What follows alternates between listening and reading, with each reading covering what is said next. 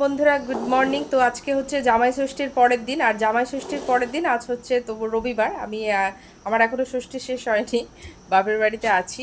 তো একটু আগে ঘুম থেকে উঠেছি, উঠে পড়েই অনেক দিন পর বাসি লুচি আর চা খেলাম।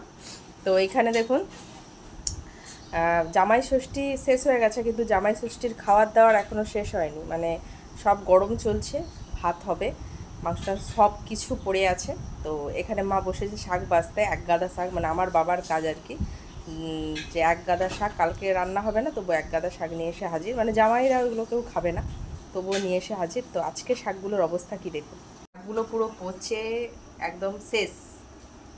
এত সুন্দর, মানে কালকে যখন শাকটা এনেছিল একদম টাটকা, কিন্তু আজকে একদম পচে শেষ।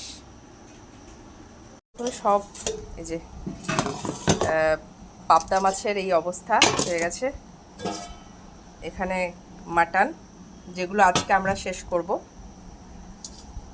হ্যাঁ। আর জল দেওয়া ভাত রয়েছে, তো ওটা এখন খাবে আমার বাবা।